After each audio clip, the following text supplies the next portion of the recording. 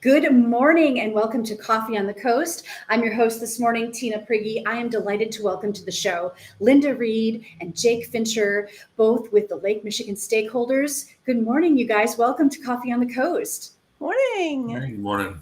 And I'm enjoying my coffee this morning out of a Lakeshore Natural Resource Partnership cup. So let's tell people, what is Lake Michigan stakeholders? We are a really diverse group of people who live near the lake, work near the lake, worship, play near the lake or in the lake, who are just really concerned about the health of the ecosystem, the economy surrounding the lake. And we get together and try to talk about conservation and other good things happening to the lake. Yeah, undoubtedly one of our most major and important natural resources and assets.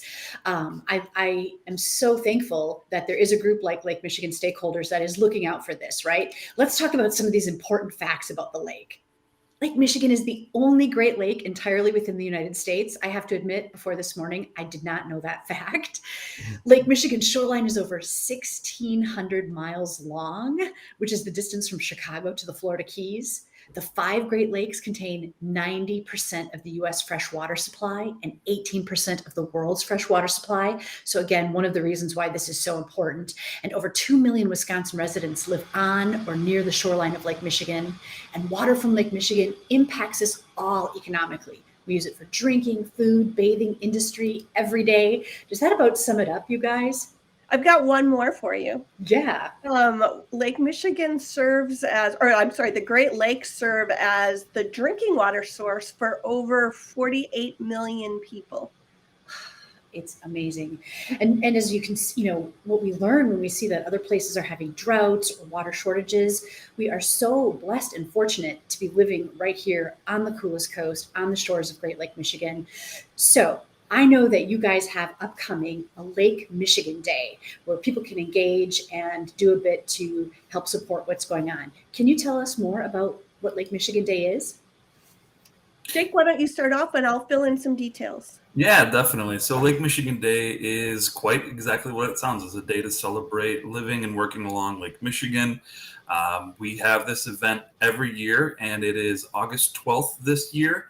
We bring in all types of stakeholders, so practitioners, engineers, politicians, elected officials, and we talk about pressing issues, great accomplishments, and struggles and challenges, and on opportunity to learn from one another, but also just to catch up as well. It's a really fun event. I think a great part about this event is meeting new people and then creating long and lasting partnerships.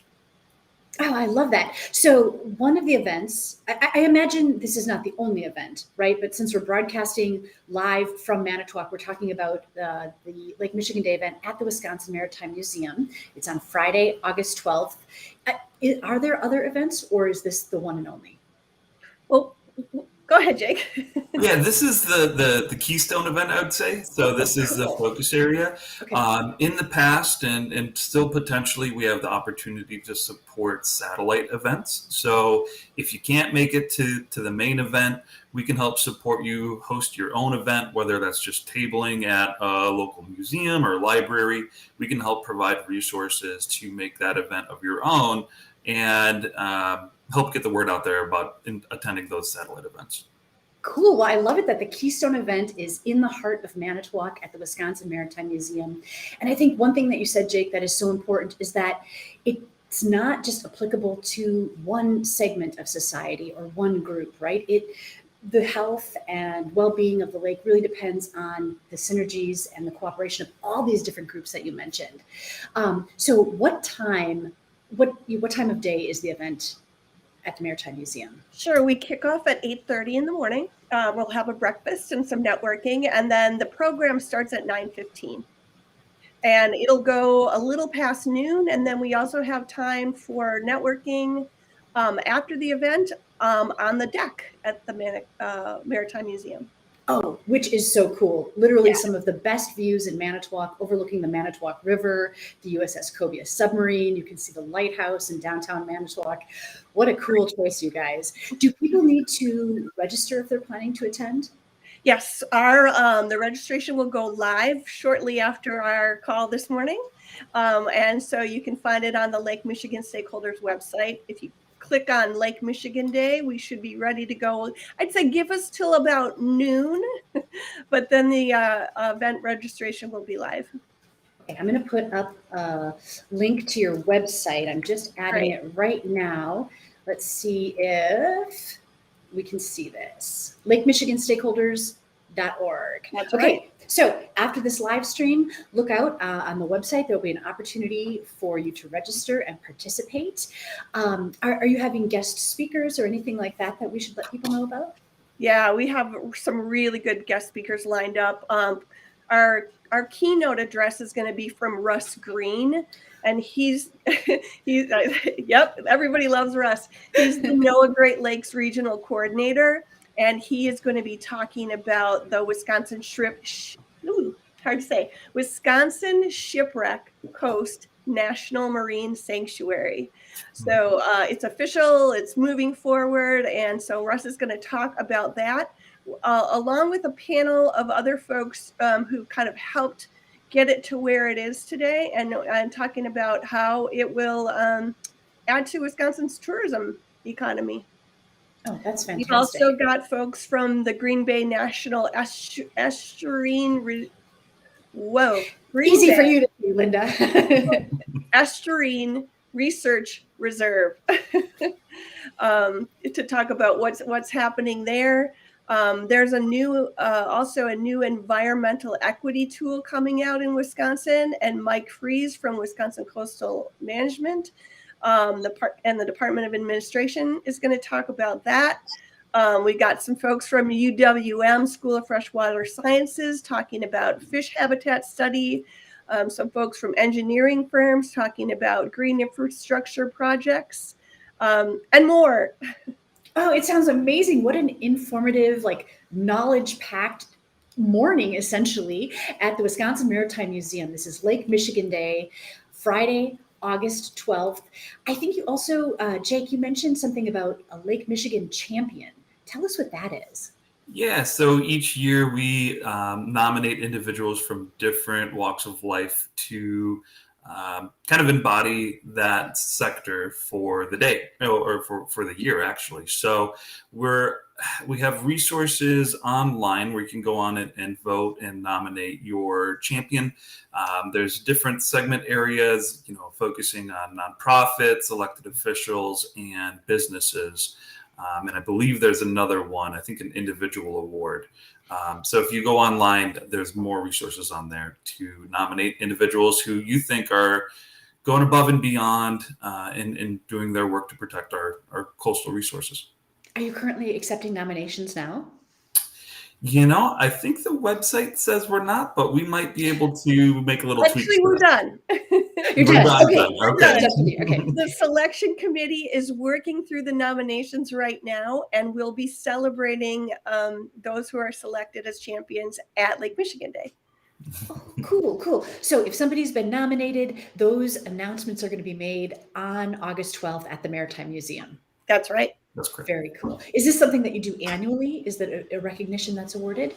Absolutely. Okay, so planting the seed for next year, if somebody thinks somebody should be nominated, when should they look out for that period being open? It usually opens up in spring or early summer for the August celebration.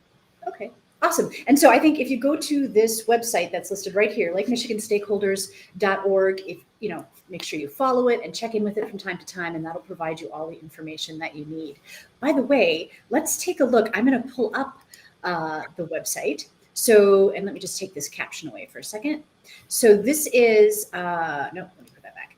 This is LakeMichiganStakeholders.org. And on this website, in addition to information about Lake Michigan Day and the ability to register and find out about Lake Michigan champions, you guys have this cool resource called the Lake Michigan Coastal Resource Hub. What should people know about this?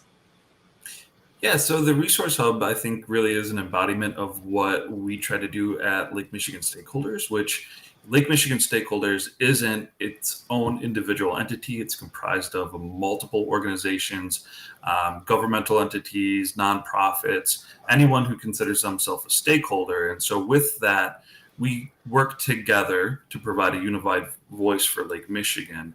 And with that, we provide resources. And what we're developing and continue to develop is a resource hub, which can help with that unified voice and message. So there's a lot of information out there about water quality, agricultural practices, urban practices to help prevent stormwater pollution or non-point pollution, surface water pollution. So this resource helps pull together some of the great resources that are out there and tries to make more of a one-stop shop, because it's overwhelming how much great work is out there. So this tries to break things down and make it a little bit more simple. So you can choose information by individual topics, by relevancy in the year, by choosing what month you'd like to focus on, and that suggests content for you. So information about watersheds, lawn chemicals, agricultural practices,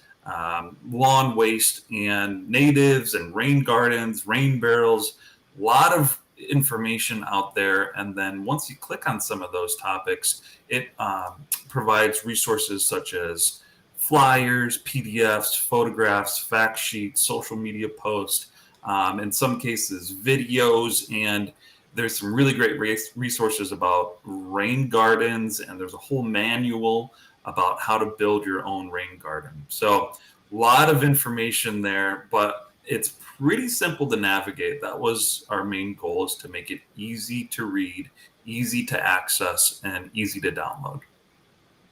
Oh, I love it. This is so useful. And so, like Jake was just saying, you can access this information by topic or even by month. So there is something that you can always be doing to protect Lake Michigan. And so, for example, we're in the month of July. Here you can see the 12 months are listed out. And if we click on July, again, it's got these great topics that you could be doing right now to make a difference. Okay, pet poop. I'm hooked. Let's see. What does it say? So, like Jake was saying, you can quickly link to any of these. Here's the fact sheets, social media posts, and even user suggestions. Yeah. So the goal here is inclusivity. We don't want to exclude any great resources that are out there. If you have suggestions about some topics or even individual resources, we want them. So please send them in. We want to incorporate them into the website. So if you know of great resources out there, please fill out those submission forms. That'd be great. Yeah, basically, we are all stakeholders in this endeavor. We all have a role that we can play. And what's interesting is I often think of the lake, obviously, in the summer season when it's beautiful, when we're playing there. But if you notice, this calendar is all 12 months. There's things that you can do in December, in January. What are some options of like ice and snow control? Does that have to do with the salts and things that we use in the winter? Yeah, salts and chlorides are an interesting topic. Obviously, we live in the Midwest, in the northern Midwest, so cold weather is an issue, and we aren't advocating for not using salt and things to make our streets safe, but there's a point where it gets to be excessive and really damaging to our waterways, and in fact, quite toxic and prevents aquatic life from living in some of our local streams and rivers. So while we understand that we want to make our streets and driveways safe to walk on and drive on, it has a lasting impact, and it's not something that you can just remove from the waterways very simply. So what we do advocate for is just thinking about our actions, because like we've been mentioning, we're all part of this great resource. We all have an impact on our fresh water, and we all have the ability to improve our actions to prevent stormwater pollution, such as these chloride issues. And I think you made a really good point too, Jake, that it's not just the lake that we're paying attention to. It starts upstream. So with the rivers, with the streams, with everything that feeds into the lake, it's important to start having good practices all the way back there, right? Most definitely. Yeah, things go downhill. And so even if you live 5 miles away from a local river, stream, or lake, you still have an impact on that because things go downhill. So what we do on the surface of the landscape in our own homes has a direct impact on our local lakes, rivers, and Lake Michigan. And that's a hard thing to sometimes wrap our head around because it's so big in scale. And how could we affect Lake Michigan because it's so big? But there's a lot of people that live around the Great Lakes, and so that's a big impact. And so what we try to do is try to not get back exactly to pre-settlement, but what we want to do is just encourage people to realize we have a direct impact on our local lakes and rivers. So we got to figure out how to all get along with our natural resources. So what did it for you guys? Jake, Linda, how did you know? What was the turning point when you decided to get involved with this organization? Well, I think Jake and I can both say that we've been water lovers since we were children, young children. And so we've always sort of paid attention to what was going on in our local rivers, streams, and lakes. I think we've both been involved with environmental nonprofits. Jake's now the executive director at Sweetwater, which is in Milwaukee.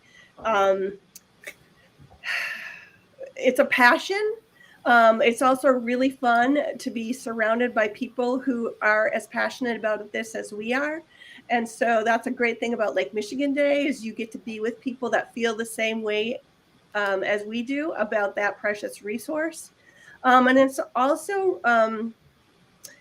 it's a great way, belonging to this organization is a great way to have the resources to share with others, including our elected officials, about the health of the Great Lakes, the health of Lake Michigan, and what we need them to do. And so, including the resource hub. So that's a long way of saying we're really passionate about it.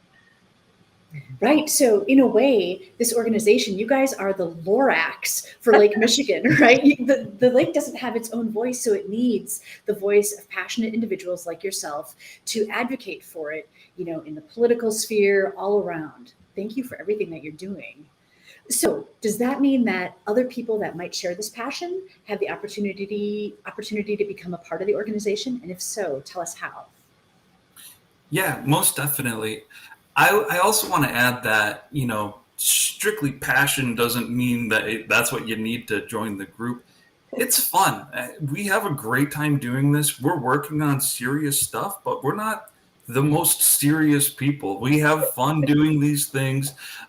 You have to have clean water to have good beer, and so that's important to us too. And so to have a great time while we're doing this is an emphasis. And so with that, you can contact Linda or I, or just go onto the website. There's a lot of ways to get involved, and just talk to us is probably the easiest way to do that. Awesome. I'd agree with that. So you would encourage anyone that appreciates good beer, clean water, any of the above, just having a good time, advocating for such an important resource. You're encouraging people to join with you. Absolutely. Yeah. Awesome. What else would you want people to know? Is there anything that we didn't cover? Any, little known facts, anything that would surprise people? This might not be surprising, but Lake Michigan is a global fishery. So it is one of the best spots to go fishing in the world. So there's a lot of different types of fishing to do. So that's how I got into all of this. Is I grew up swimming and fishing, and learned about our natural resources and what we can do to protect them. And so that's how I got involved. And so living along Lake Michigan to not only work but also play. It's so awesome to be able to go out there. You can go up to Green Bay and do some amazing smallmouth, muskie, and walleye fishing. You can go along the coast in these charters to catch all different types of salmon and trout. I love that aspect of Lake Michigan, and so that's maybe a little known fact, but for some of us who live along the coast, it's kind of obvious.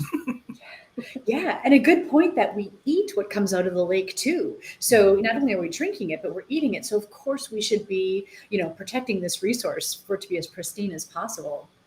Exactly. Yeah, I would say it's true of the creeks and streams and rivers too that feed the lake is some fantastic fishing habitat, and we need to pay attention to preserving that. Yeah, people come from all around the world to do some fly fishing in our local tributaries in the spring and the fall. Um, I've met people from New Zealand while I've been out there, so they come specifically for those fishing events. And like we're talking about earlier with chlorides, I mean, if we put too much salt on the ground, that goes into those local streams and rivers, and then I'm pretty sure no one wants to ruin one of our global resources such as that. Yeah. And especially with the things that you were just mentioning, it really makes it clear that it's critical to our overall economy, right? So it's not just that it looks nice and it supports our life, but it's also critical to the economy. So there is some reason for everyone to absolutely care about this mission. Absolutely. Awesome. Wow. Linda, Jake, thanks so much for taking the time to come on Coffee on the Coast this morning and share this important message. Just another reminder to everyone that Lake Michigan Day is being celebrated here in Manitowoc, Wisconsin on the coolest coast at the Wisconsin Maritime Museum on Friday, August 12th. It sounds like it's going to be fantastically informational and a great event to participate in. And remember, take a look at lakemichiganstakeholders.org. That's where you'll find this coastal resource hub and other great information. We really appreciate you joining us today. Thank you, so much. Tina. Thanks so much, everyone, for watching Coffee on the Coast.